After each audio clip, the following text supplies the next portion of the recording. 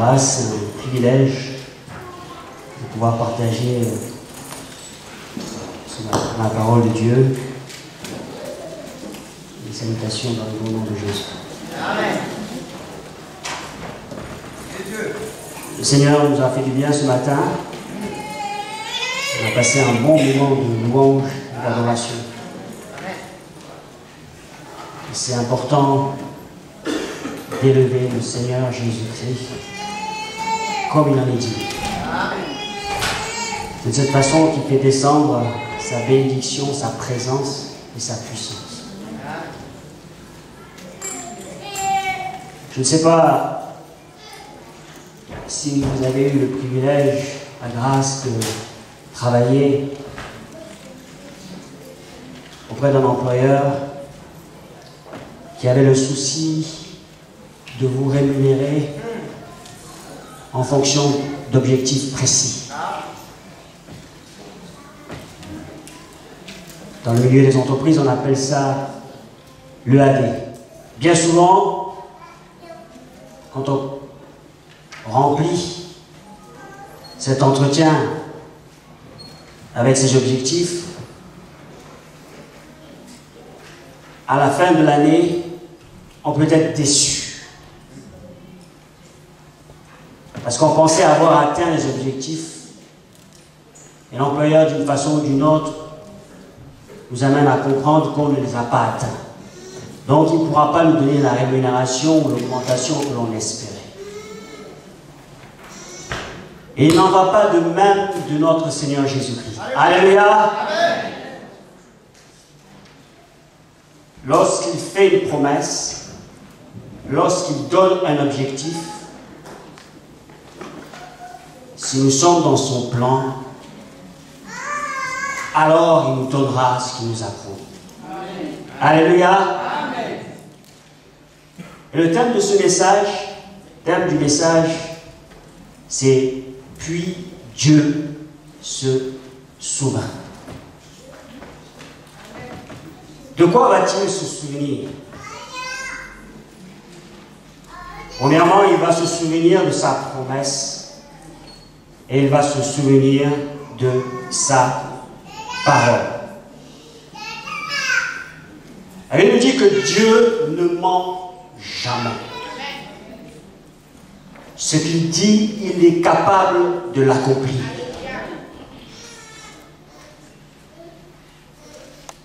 Nous pouvons être assurés de cette vérité. On va lire le premier passage dans Exode 2, versets 23 à 25.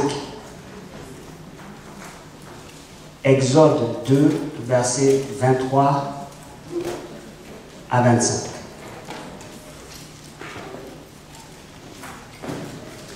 Longtemps après, le roi d'Égypte mourut, et les enfants d'Israël gémissaient encore sous la servitude, et poussaient des cris.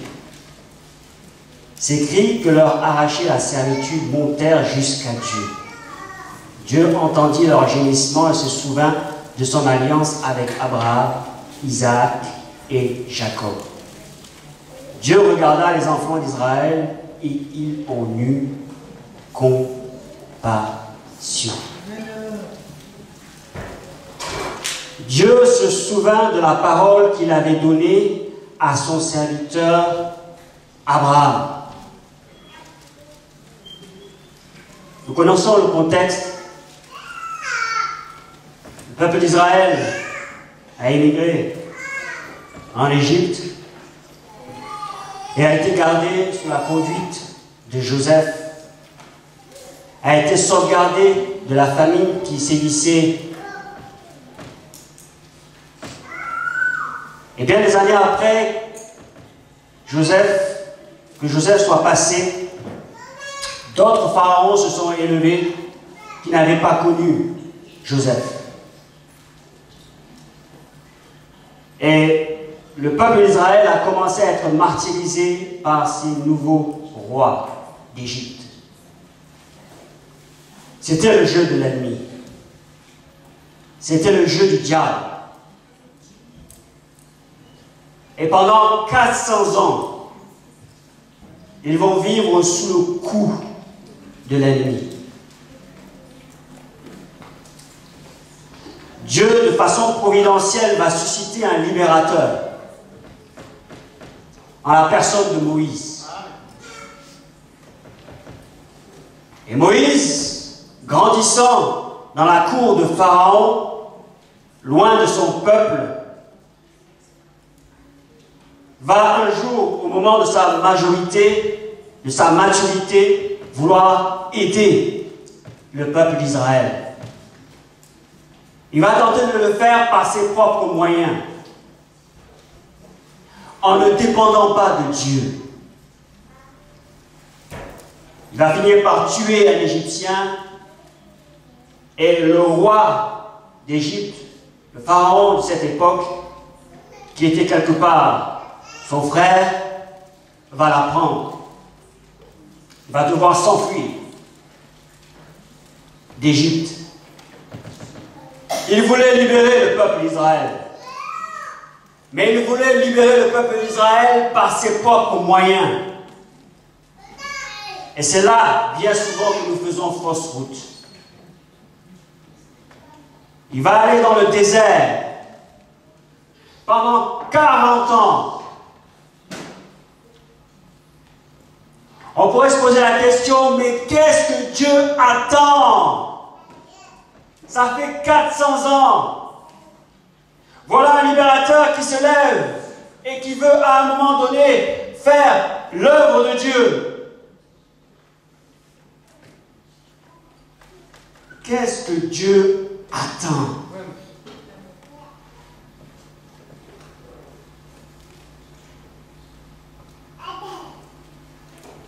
Longtemps après, ce roi d'Égypte mourut et le peuple d'Israël gémissait sous les coups de ce roi-là, de notre roi.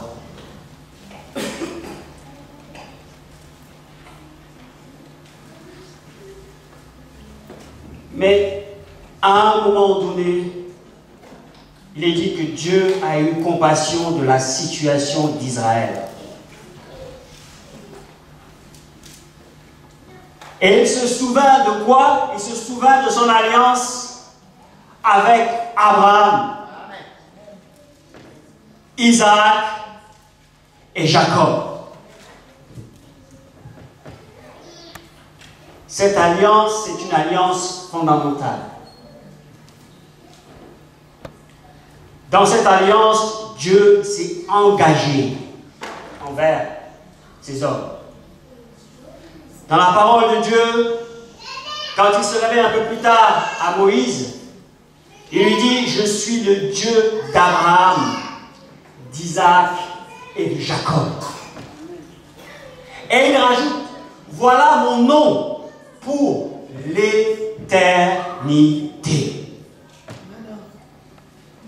Il s'est associé à ces hommes-là. Cela veut dire que ces hommes-là représente quelque chose de spécial dans le cœur de Dieu. Et au-delà de ces hommes-là, cela pointe vers quelqu'un qui est bien plus glorieux, qui est bien plus grand, qui est au-dessus de tout homme, de tout être humain. Cela pointe vers Jésus-Christ. Alléluia.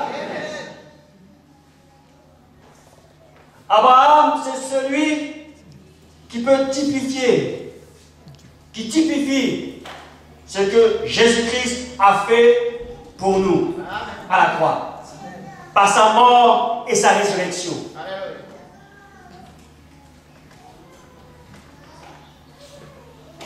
Isaac peut typifie ce que nous sommes en Jésus-Christ. Et enfin Jacob typifie ce que nous maintenons en Jésus-Christ. Alléluia. Ce que Christ a fait, ce que nous sommes en lui et ce que nous maintenons en Jésus-Christ. Est-ce qu'il y a des choses à maintenir? Oui. La Bible dit, retiens ce que tu as, afin que personne ne te l'ôte. Ce n'est pas Dieu qui va garder ces choses-là. C'est toi qui vas les garder. C'est nous qui allons les garder. Amen. Jacob, c'est celui qui tient la parole de Dieu. Et qui ne lâche pas la promesse. Même si autour de lui c'est un désert. Même si autour de lui il y a des défaitistes. Même si autour de lui il y a des Ésaü. Des hommes charnels. Des femmes charnelles. Il dit non. La vérité finira par triompher. Et je ne lâcherai pas prise. C'est pas parce que tel tombe à côté, tel tombe de l'autre côté que je vais tomber. Non. Je suis un vainqueur. Alléluia. Et nous sommes de ces vainqueurs-là. Dieu se souvint de la promesse qu'il avait faite à ces gens-là. Pour quelle raison fit-il cela pour le peuple d'Israël? À cause de son alliance avec Abraham. Et qu'est-ce que représente l'Égypte? On le sait très bien. L'Égypte représente le monde. Et pour nous chrétiens, qu'est-ce que cela représente? C'est le fait que nous nous sommes tournés vers Jésus-Christ. Nous sommes passés du monde au royaume de Dieu. Amen. La Bible dit qu'il nous a transportés dans le royaume du Fils de son amour. Amen. Et en tant que chrétiens, nous sommes dans le royaume. Amen. Nous faisons partie du royaume. Amen. Alléluia. Amen. Le salut en Jésus-Christ. La délivrance de l'Égypte représente le fait que nous avons été transportés dans le royaume de Dieu. Amen. Dans la nouvelle alliance, on dirait quoi? On dirait que c'est en souvenir, en mémoire de ce que Jésus-Christ a fait, de son œuvre rédemptrice, de sa résurrection, de son sang purificateur, du salut parfait en lui, de son ministère d'intercession et de souverain sacrificateur, de notre identité en Jésus-Christ. Celui qui est en Christ, il est une nouvelle création. Les choses anciennes sont passées, voici, toutes choses sont devenues nouvelles. Et elles continuent à devenir nouvelles. Amen. Il y a des changements qui se produisent. Quand l'évangile vient dans la vie d'une personne, elle transforme cette personne petit à petit. Une métamorphose. Alléluia. Un changement réel, palpable, tangible. Nous ne sommes plus les mêmes personnes. Pourquoi? Parce que Christ vit en nous. Jésus-Christ vit en nous. Son esprit est en nous. Celui qui est en Christ, il est une nouvelle créature. Une nouvelle création. Et nous avons reçu ses capacités. Nous avons reçu ses promesses. La Bible dit qu'en lui, toutes les promesses sont oui et amen.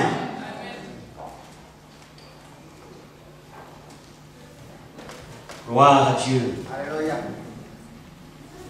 J'aimerais faire une parenthèse. Le salut en Jésus-Christ. C'est le point de départ. Mais le mot salut comporte énormément de choses. Salut veut dire le fait d'être sauvé, d'être délivré, d'être guéri, d'être protégé, d'avoir ses besoins pourvus. Tout ce que l'on a vu, on vient de voir. Le salut, c'est de nouveau être en relation avec Dieu. De pouvoir dialoguer avec lui, d'être en communion avec lui. J'aimerais ouvrir une parenthèse sur la perspective chrétienne, une perspective chrétienne équilibrée. D'abord, le salut en Jésus-Christ. Ensuite, le caractère chrétien. Quand nous sommes nés de nouveau, que nous sommes devenus une nouvelle créature, nous sommes appelés à ressembler à Jésus-Christ. Et Jésus-Christ, quelle est sa nature? Cela est écrit dans Galates 5.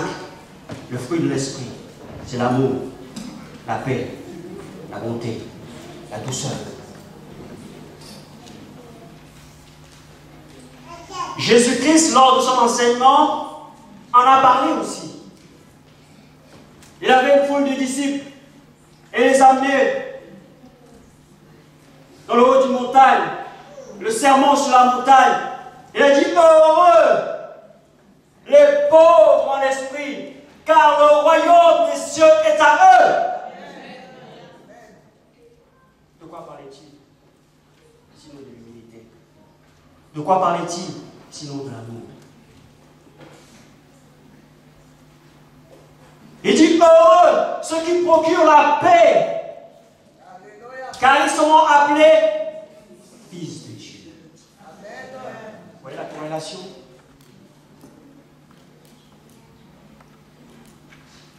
Gloire à Dieu pour le salut que nous avons reçu en Jésus-Christ. Pour tout ce dont nous pouvons être des bénéficiaires. Mais le Seigneur, dans notre vie, veut nous faire aller plus loin. En quoi est-ce que le fruit de l'Esprit se développe dans ma vie? Amen. En quoi est-ce que jour après jour, je ressemble à Jésus-Christ? En quoi est-ce que ce fruit de l'Esprit en moi ne fait que abonder et jusqu'à surabonder? Et ensuite, le service de Dieu. Alléluia. Si on garde en tête ces simples notions, le salut, le développement du caractère chrétien et le service de Dieu, nous serons équilibrés. Le problème qui se pose souvent, c'est que nous renversons l'ordre des choses. Nous mettons la charrue avant les bœufs.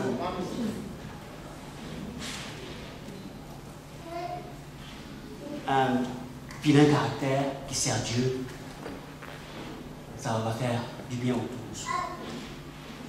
Impossible. Impossible.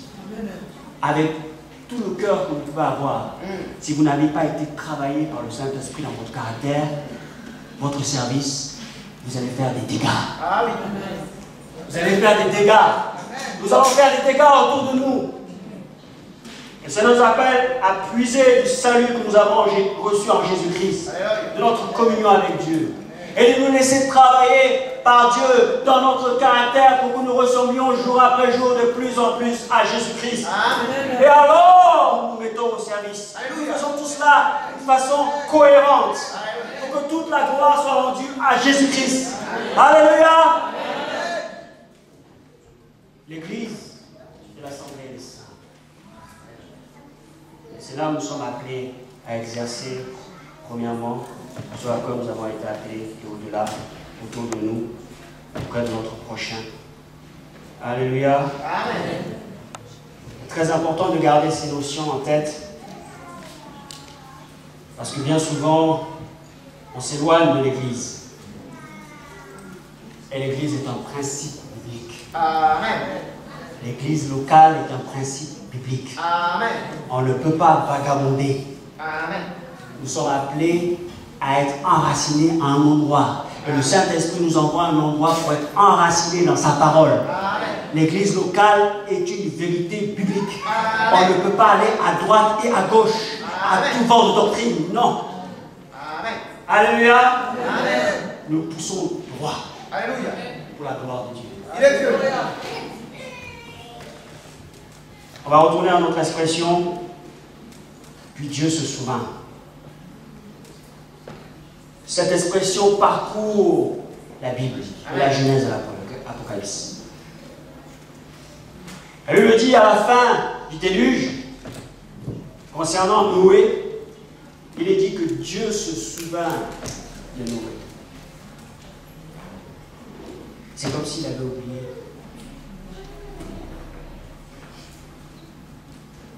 Encore dans les psaumes, il est dit, qu'est-ce que l'homme pour que tu te souviennes de lui, et le Fils de l'homme pour que tu prennes garde à lui. L'Église est l'assemblée des saints. L'Église est l'assemblée de ceux qui sont ces hommes-là dont Dieu se souvient. Il n'y a pas sur cette terre, après le Saint-Esprit, Il n'y a pas sur cette terre un organisme aussi puissant que l'Église. Amen. C'est la vérité. L'ONU ou toute autre puissance ne peut pas rivaliser avec l'Église de Jésus-Christ. Amen. Non. Cela veut dire quoi? C'est que lorsque nous nous assemblons, beaucoup plus de choses se passent qu'on ne le pense. Amen.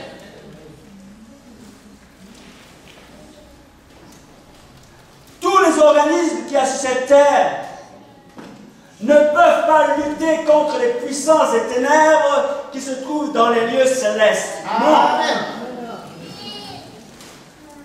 L'Église, par la prière, peut faire en sorte que les choses se passent ou ne se passent pas si ce n'est pas la volonté de Dieu. Amen. Cela veut dire que nous, en tant qu'Église, nous ne sommes pas n'importe qui. Amen. Souvent on se dévalorise. Souvent on se fatigue. Pourquoi aller à l'église? Pourquoi se rassembler avec d'autres chrétiens? Oui, je connais la parole de Dieu. Oui, je la lis. Ça fait des années que je suis chrétien. Mais c'est que nous n'avons pas compris la réalité de l'église. Il n'y a pas sur cette terre, après la puissance de Dieu, après l'Esprit de Dieu, il n'y a pas un organisme plus puissant que l'Église. Amen. C'est la Il n'y vérité. en a pas. Amen. Jouons notre rôle. Amen. Jouons notre rôle dans l'Église locale. Amen. Amen. Amen. Tu as un rôle à jouer. J'ai un rôle à jouer. Alléluia. Ce n'est pas un seul individu qui doit tout faire. Ce n'est pas un seul individu qu'on doit voir toujours partout, dans tous les services. Ce n'est pas l'Église. Nous sommes le corps de Christ. L'un est un bras, l'autre est un pied, etc., etc.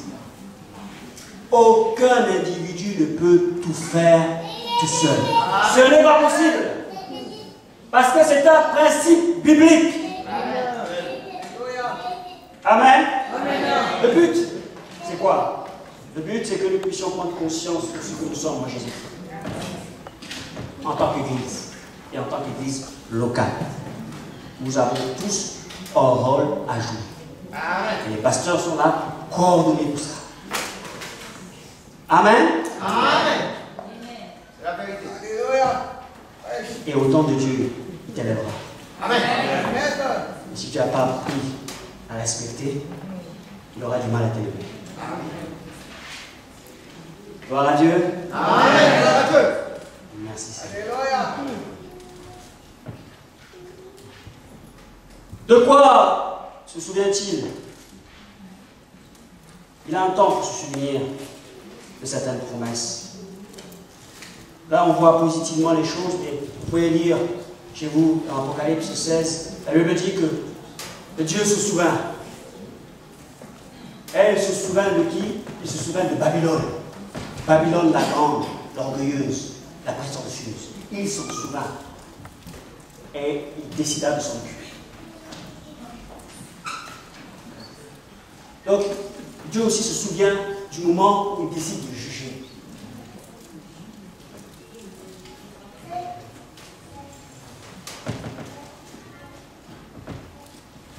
On va rester positif. De quoi va-t-il se souvenir? Il va se souvenir de l'expression de la foi par la louange. On a passé aujourd'hui un bon moment de louange.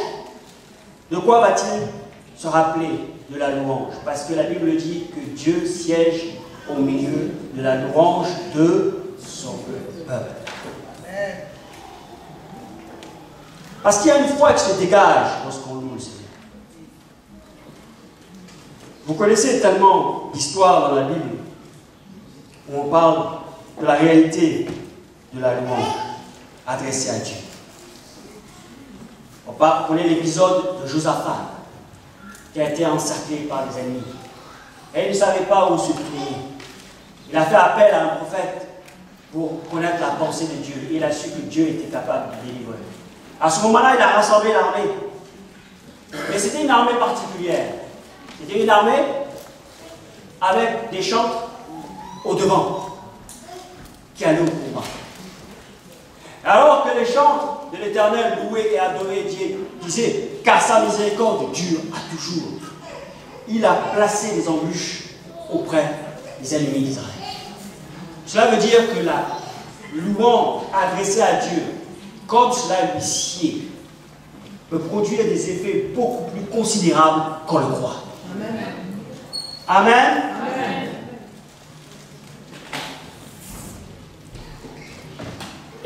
Ésaïe 6, un passage très important. Oh, le prophète Ésaïe est comme relancé dans son ministère. Il est dit, l'année de la mort du roi Osias, je vis le Seigneur assis sur un trône très élevé. Et les séraphins se tenaient autour de lui et disaient, Saint, Saint, Saint est l'Éternel des armées. La terre est pleine de sa gloire. Et alors qu'ils vont monter cette louange, cette adoration à Dieu, la Bible dit que la présence de Dieu remplit le temple. Et lorsque la présence de Dieu remplit le temple, le prophète lui-même est convaincu de péché. Alors, si le prophète est convaincu de péché, à votre avis, s'il y a des gens qui viennent au milieu de nous et qui ne connaissent pas Dieu, est-ce qu'ils ne vont pas être convaincus de péché?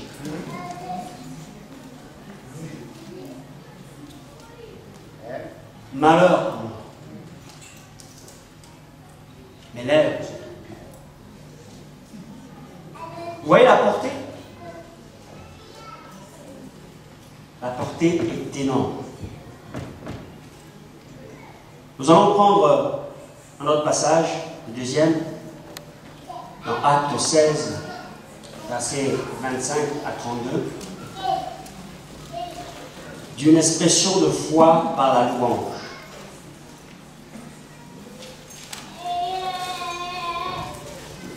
Acte 16, versets 25 à 32.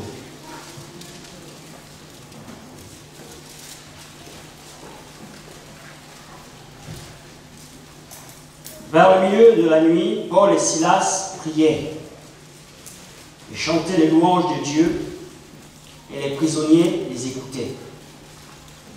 Tout à coup, il y eut un tremblement de terre si violent que les fondations de la prison ont été ébranlées.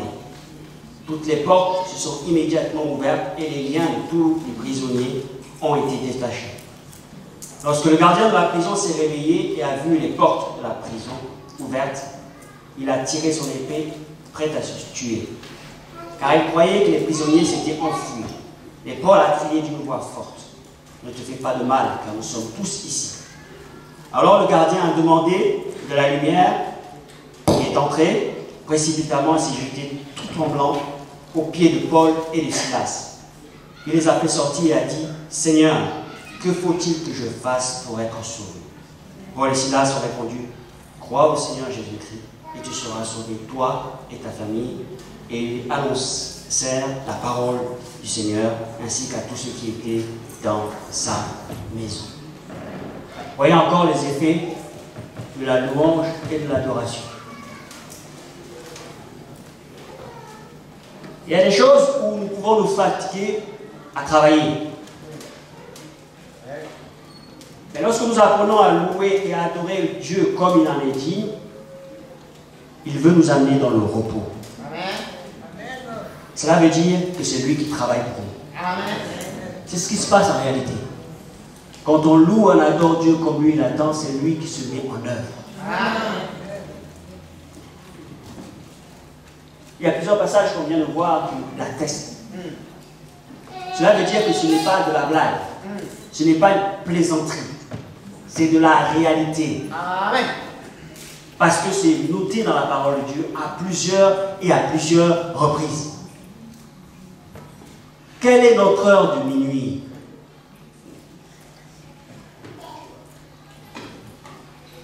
Quelle est notre heure de minuit? Paul et Silas ont annoncé l'évangile et ils ont été jetés en prison.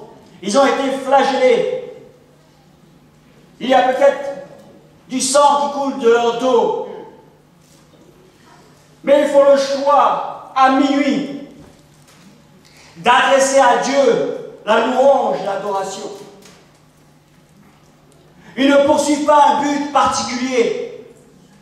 Ils veulent seulement adorer celui qui est mort et ressuscité pour eux, Jésus-Christ. Ils veulent simplement l'élever, le magnifier comme il en est digne.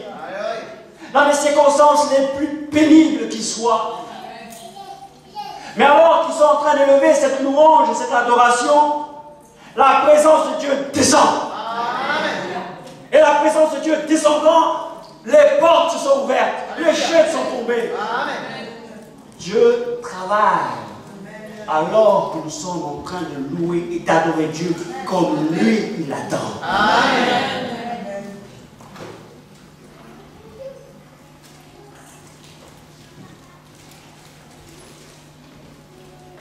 Quelle est notre heure du minuit? La maladie, les épreuves, les difficultés dans la famille, pour les enfants. Quelle est notre heure du minuit? Le fait de ne pas avoir un travail? Quelle est notre heure? Nous sommes tous dans la solitude. Nous attendons que Dieu intervienne pour nous donner notre époux, notre épouse. Quelle est cette heure? Dieu nous donne des éléments de réponse. Comment est-ce que, dans cette heure de minuit, le Seigneur peut intervenir dans notre situation? La louange et l'adoration. Dieu répond. Dieu se souvient de quoi? Il se souvient de Paul et Silas en prison. Il est intervenu pour les délivrer. Et vous voyez toutes les conséquences? Alléluia. Non seulement le Seigneur est intervenu, mais toute une famille s'est tournée vers le Seigneur Jésus. Amen. Toute une ville par la suite. Alléluia. Cela a des conséquences énormes, inimaginables. Ce que l'œil n'a pas touché, ce qui n'est pas monté dans le cœur de l'homme, ce que Dieu a réservé pour ses enfants. Ces choses peuvent se produire au milieu de nous. Amen. Ces choses peuvent se produire dans nos vies. Amen. Ces choses peuvent se produire dans notre relation personnelle avec Dieu. Amen. Ces choses peuvent se produire là où nous sommes. Amen. Au travail. Toutes ces choses peuvent se produire. Ce n'est pas de l'utopie. C'est la vérité. C'est la vérité. Gloire à Dieu. Alléluia. De quoi va-t-il se souvenir? De notre amour pour lui, pour son royaume, et de notre bonne attitude. Pardon, de notre bonne conduite. Le Seigneur s'en souvient et nous récompense déjà dans notre vie sur terre. Vous savez que le Seigneur a prévu de nous récompenser au ciel. Tout le monde le sait ici. Oui. Vous voyez encore une autre chose. On n'est pas sur terre pour perdre du temps. Amen. Je répète. On n'est pas sur terre pour perdre du temps. Non.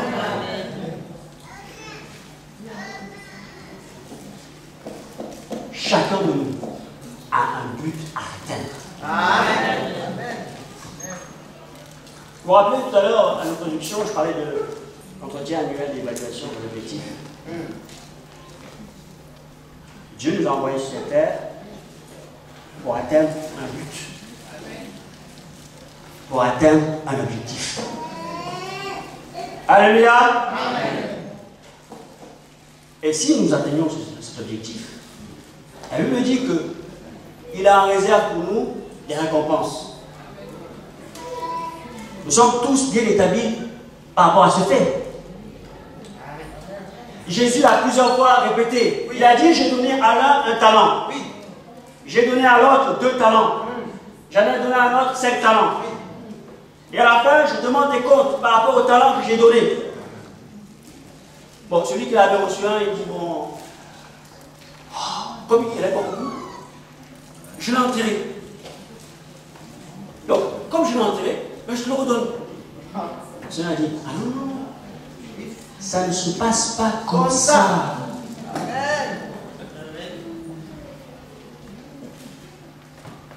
Alléluia. Ça ne se passe pas comme ça. Qu'est-ce que tu as fait? Qu'est-ce que tu as fait du talent que je t'ai donné? Qu'est-ce que tu as fait? Alors, il ne faut pas tout mélanger. Hein. Ça ne parle pas du salut, hein. Du salut éternel. Le salut éternel est gratuit. À partir du moment où vous acceptez Jésus-Christ comme votre sauveur et votre Seigneur personnel, vous êtes né de nouveau, vous avez l'assurance du paradis. L'assurance de la vie éternelle. Il n'y a rien à faire en plus. Simplement, c'est le salut par la foi en Jésus-Christ. Et c'est gratuit. C'est offert à tout le monde. Il suffit simplement de reconnaître que Jésus-Christ est votre Seigneur et votre Sauveur. Maintenant, Dieu nous a envoyés sur cette terre pour atteindre un but précis. Après avoir reçu le salut, qu'est-ce que nous faisons? Du talent que Dieu a placé en chacun de nous.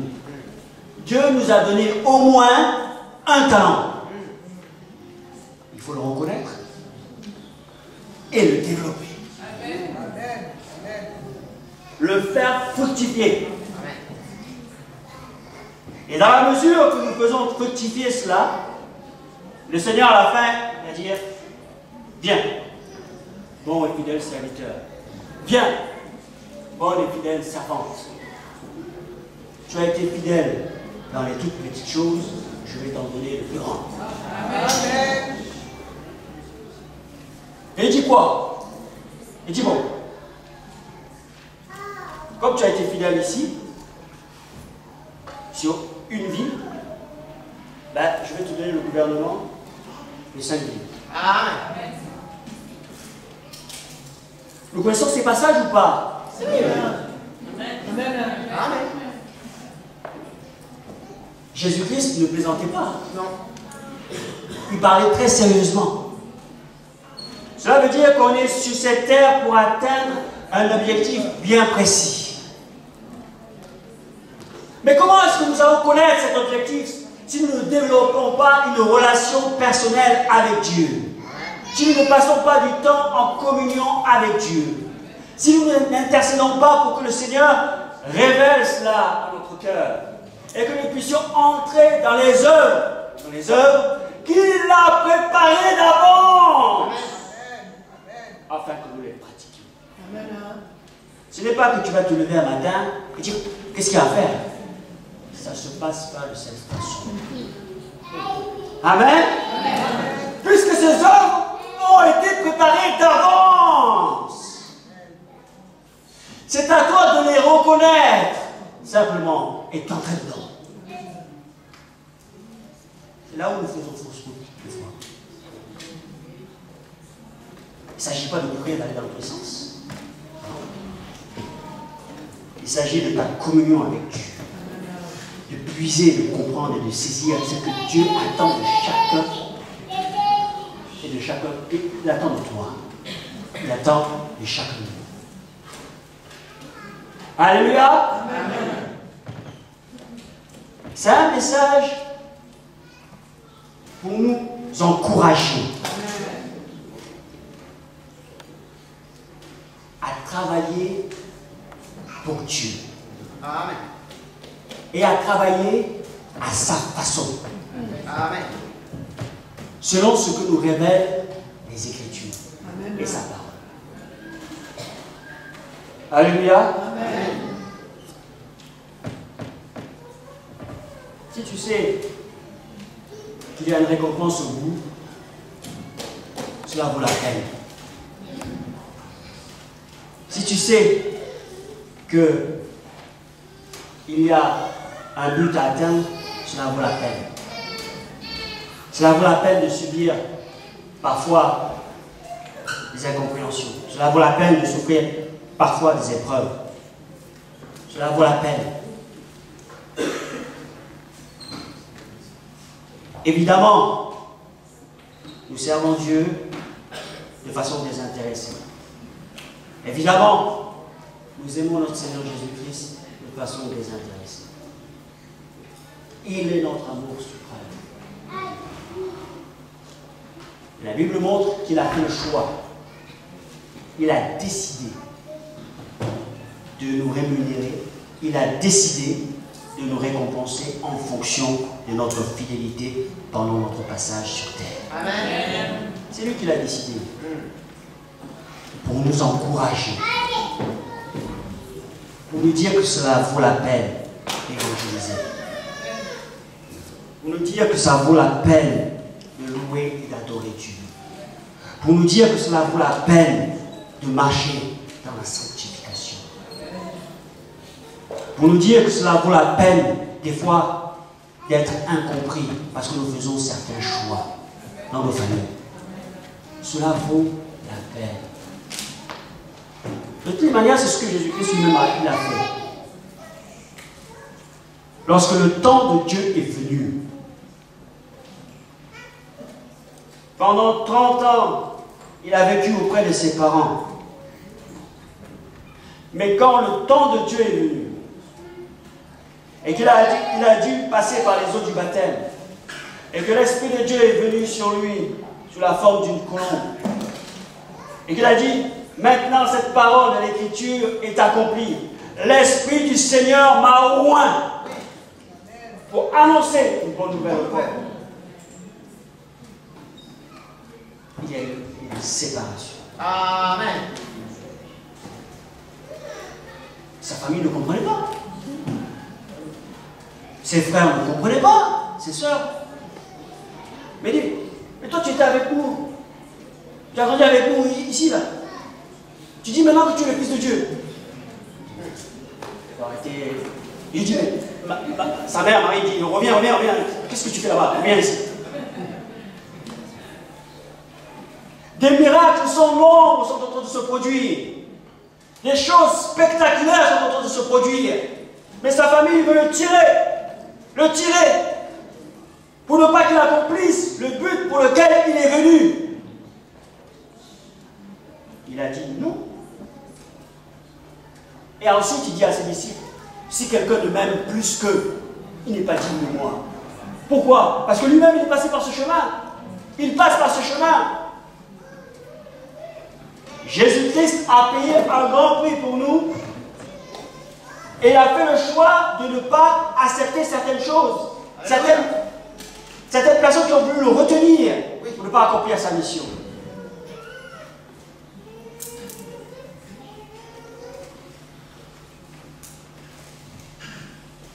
Il a accompli sa mission et à la fin, lorsqu'il se retrouve à la croix, il dit à Jean, son bien-aimé apôtre, et tu dis, voici ta mère.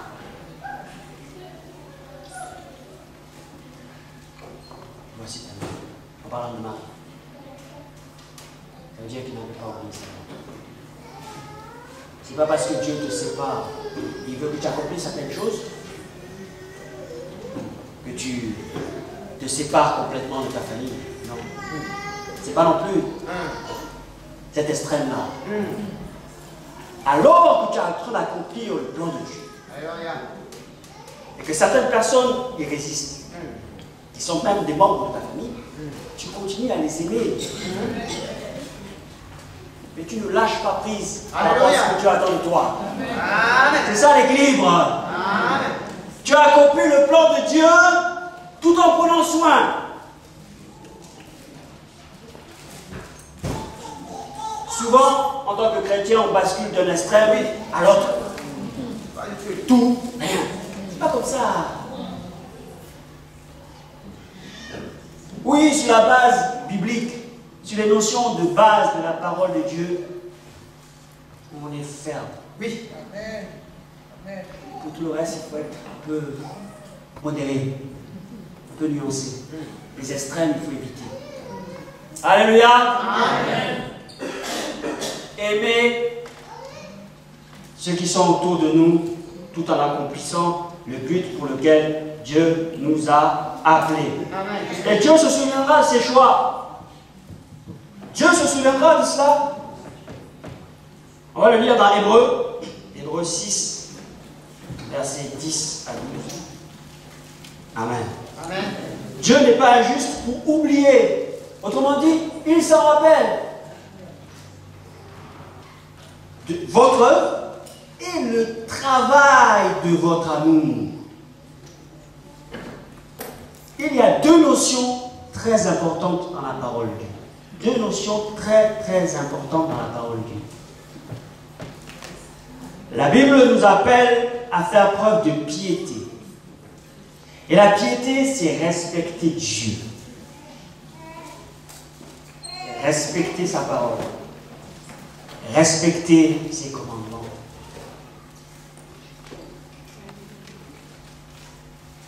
Et il y a une deuxième chose. C'est le travail. Le travail. Bien souvent, on respecte Dieu. Mais on ne travaille pas. La bénédiction de Dieu ne va pas couler. Parfois, on travaille, mais on ne respecte pas Dieu. La bénédiction de Dieu ne va pas couler. Si on arrive à tout joindre ces deux choses, alors la faveur, la grâce de Dieu va commencer à se manifester de plus en plus. Respecter Dieu et travailler. Le nombre de proverbes où il est dit que le paresseux il ne reçoit rien. La Bible dit que celui qui ne travaille pas, il ne mange pas. Vous pouvez aller tourner dans tous les sens, c'est carré. Vous pouvez aimer Dieu, mais si vous ne travaillez pas, vous n'allez rien manger. Par contre, si vous respectez Dieu et que vous coopérez avec lui, que vous travaillez, alors la grâce de Dieu surabonde. Alléluia. Alléluia. Amen. La grâce de Dieu surabonde. C'est vrai pour les études. C'est vrai pour tout. La Bible dit que la piété est utile à tout. Amen. Tout. Cela veut dire que lorsque vous êtes dans la piété selon Dieu, dans tous les domaines, dans tous les compartiments de votre vie, la grâce de Dieu, la bénédiction de Dieu, la faveur de Dieu, la bonté de Dieu se manifeste. Amen. La Bible dit que vous jouissez de la vie. Amen. Vous n'êtes pas là en train de galérer, aller de galère en galère. Non!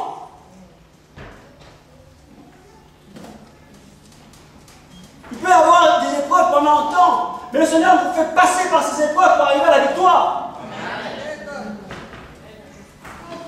Et quand vous êtes dans la victoire et qu'il peut vous faire aller plus loin, il va permettre des épreuves. Oui. Et vous allez traverser encore ces épreuves par la foi. Et le Seigneur va vous faire récolter la victoire. Nous allons de victoire en victoire, de gloire en gloire, par la puissance de Dieu. Alléluia. Nous allons de gloire en gloire. C'est statique. Ça ne bouge pas. Rien ne change. Amen. Il y a un problème. On dirait un temps, mais ça ne peut pas être éternel. Ça ne peut pas être indéfini. C'est vrai. Si quelque part, tu ne coopères pas avec Dieu, tu ne travailles pas avec lui. Respecter Dieu et travailler. Amen. Il n'y a pas d'autre secret. Il n'y en a pas. Il n'y en a pas. On tourne. Il n'y en a pas. Il faut travailler selon le don et l'appel que Dieu t'a donné. Amen. Dans un emploi séculier, travaille, donne-toi. Que cela soit un témoignage à la gloire de Jésus-Christ. Alléluia. Dans le talent que Dieu t'a donné, que ce soit au sein de l'Église ou dans cette société, travaille pour la gloire de Jésus-Christ. Amen. Mais si tu attends que Dieu fasse tout, tu vas attendre longtemps. Oui. Parce que Dieu ne fera pas tout.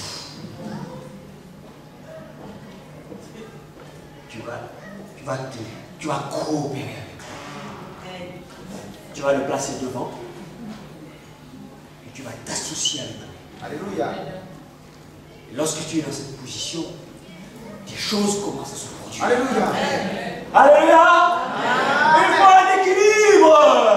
Yes. Dieu fait sa part et nous faisons notre part.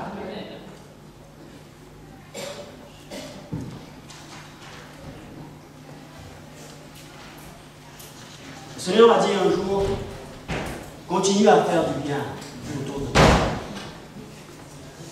même si tu es incompris. Car ta récompense sera grande. Amen. Même si tu es incompris, ne cesse de faire du bien autour de toi. Sois disponible, disposé. L'exemple de Joseph, on le connaît. Ce qu'il faut comprendre, c'est que dans tout ce passage, ce processus, Dieu travaille aussi notre caractère. Nous sommes appelés à être le sel et la lumière dans ce monde. Pas en dehors du monde, mais là, dans ce monde, être le sel et la lumière. À briller au sein des ténèbres. Retenons aussi ceci, c'est que lorsqu'on marche fidèlement avec Dieu, même les épreuves permises par lui concourent à notre bien. Amen. Et il y a un temps pour l'élévation. Il y a un temps où Dieu nous élève. Et cette élévation, ce n'est pas simplement au ciel, ça peut être ici, sur cette terre. Alléluia. Amen. Il y a un temps pour l'élévation. Je bénis Dieu parce que dernièrement, j'ai vécu ce genre de situation dans mon travail où le Seigneur, en un claquement de doigts, m'a fait sauter de deux mots. Deux positions qui est professionnel. Alléluia. J'ai vécu cela, l'effet de la grâce de Dieu. Amen. Même la promotion. Les choses que tu n'avais pas calculées peuvent se produire alors que tu marches fidèlement avec Dieu. Amen. Il va te faire rattraper. Alléluia. Amen. Amen. On ne perd jamais à marcher fidèlement. Alléluia. Jamais, jamais. Jamais. Pourquoi va-t-il se souvenir et conclure par là? Il va se souvenir de notre bonne conduite. Pardon, bonne attitude. 1 Timothée 18, verset 19. Notre dernier passage. 1 Timothée, chapitre 1, verset 18 à 19. La recommandation que je t'adresse, Timothée, mon enfant, selon les prophéties faites précédemment à ton sujet, c'est que d'après elles, tu combattes le bon combat, gardant la foi et une bonne conscience. Cette conscience, quelques-uns l'ont perdue et ils ont fait naufrage par rapport à la foi. La bonne attitude. Combat le bon combat de la foi. Saisis la vie éternelle. Ce qu'on comprend par là, c'est continuer à marcher dans la sanctification d'une façon, dans une bonne conscience, c'est-à-dire en se détournant du mal et en faisant ce qui est agréable à Dieu. Et une autre chose aussi, c'est que nous sommes appelés à ne pas être des indépendants, mais à être dépendants au moins d'une église et à être associés avec d'autres frères et sœurs en Christ. Alléluia. Et si le Seigneur nous appelle à un ministère pastoral, c'est important de ne pas être isolé, être au moins dans une pastorale ou être dans une union d'église Amen. pour ne pas se retrouver esselé. C'est très important. La notion de l'église, elle est très très importante. Amen. On ne peut pas faire tout et n'importe quoi, n'importe comment. Non. Il y a un témoignage à donner, non seulement au monde, mais il y a aussi un témoignage à donner par rapport à l'église. Amen. Amen. Amen. L'apôtre Paul, lorsqu'il a reçu la révélation de Jésus-Christ, de son œuvre accomplie, sa mort et sa résurrection, tout ce qu'il a accompli pour le monde entier, il a dit gloire à Dieu. Mais des années sont passées, il est revenu. Il est revenu voir Pierre, Jacques et tous les autres pour leur exposer l'évangile qu'il prêche. Alléluia. Cela veut dire qu'on ne peut pas comme ça courir à droite à gauche, car comme si rien n'avait existé avant nous. Ça ne se produira jamais. Jamais. La Bible dit et nous donne des recommandations. Nous ne pouvons pas nous déconnecter de la réalité de l'Église. Amen. Non.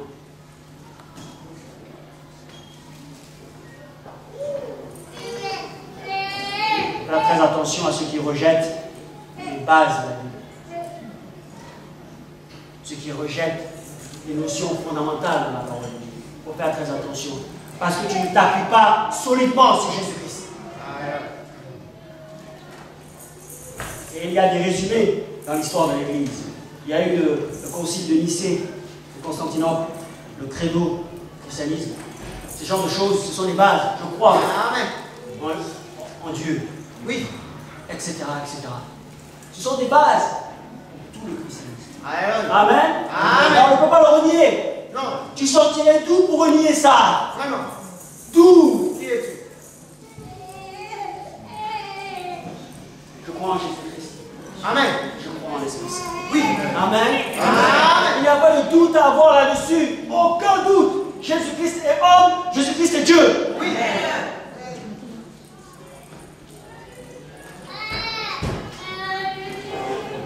Alléluia. Amen. En conclusion, Dieu se souviendra de sa parole, de notre foi en lui par la louange, de nos prières. Dieu se souviendra aussi de notre bonne conduite, de notre bonne attitude. On cherche constamment à faire ce qui lui est agréable. Amen. Soyons seulement fidèles et persévérants. Fidèles et persévérants. Et le reste, Dieu s'en charge. Amen. Dieu se charge du reste. Faisons notre part. Et Dieu se souviendra de nous. Et manifestera son temps, réalisera en son temps la promesse qu'il nous a donnée. Dans sa parole, d'une façon générale, d'une façon spéciale dans nos vies, par rapport au talent que Dieu nous a donné, par rapport à l'Église, par rapport à notre ministère, par rapport à tout ce que Dieu pourrait nous dire. Alléluia. Il peut nous dire aujourd'hui quelque chose qui va se réaliser dans 10 ans. Mais en dessous, aujourd'hui, oui, ce 10 ans, il faut être fidèle. Amen. Parce que si tu n'es pas fidèle pendant ce laps de temps, cette chose-là peut ne pas se produire. Peut être reportée. Oui. Soyons fidèles, Alléluia. persévérants. Et Dieu se charge de réaliser sa promesse en son temps. Amen. Amen. Que Dieu le bénisse. Amen.